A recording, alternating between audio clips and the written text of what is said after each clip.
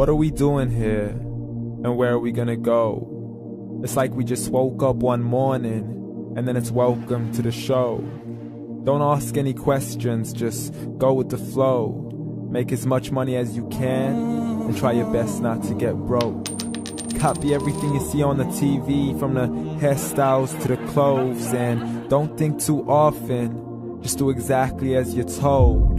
And if you ever get confused, then just turn towards the alcohol. You still hear your thoughts? Then just turn up the radio as you learn to live a lifestyle of drugs, sex, and rock and roll.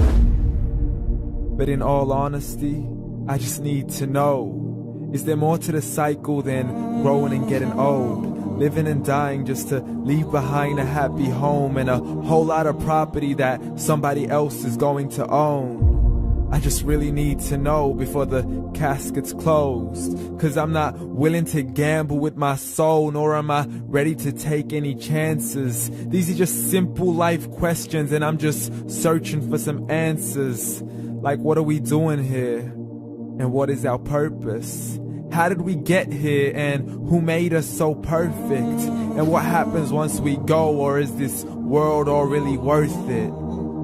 Questions we don't answer because apparently we don't really have to. There's no purpose to this life and our existence is merely natural. Then in that case, please let me ask you, did you create yourself, or was it somebody else who had fashioned you? 'Cause you're a being that's impeccable, faultless and unparalleled. You're a product of supreme intelligence and I'm merely being rational.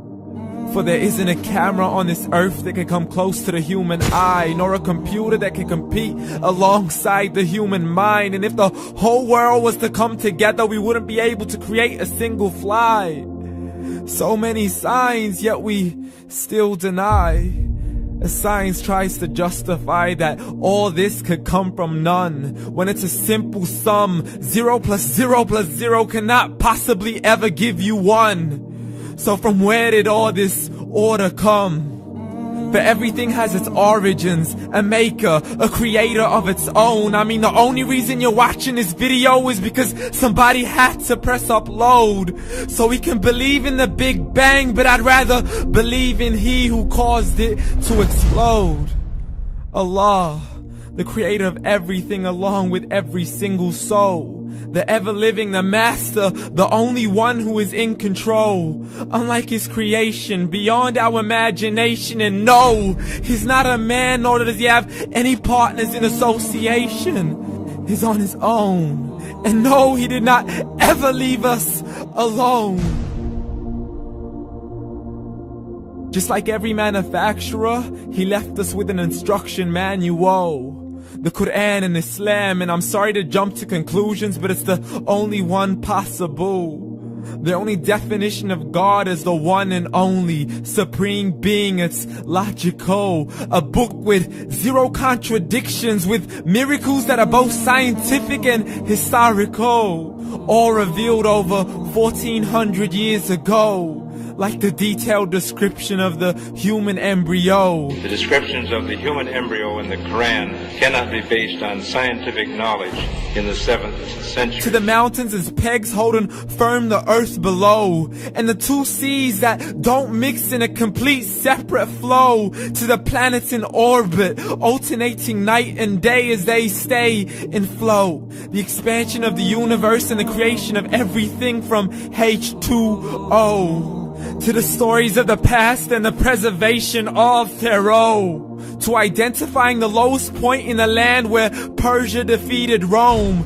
The gushing fluid that created man in the glands between the ribs and the backbone. And not a word has changed, it's still the same. So please explain how all this was known over 1400 years ago. To a man who couldn't read or write as he would recite whatever the angels spoke. And if you still don't believe, please try to come up with something that's even close. But you can't, so we took God as a mockery and his messengers as a joke. Muhammad could not read or write.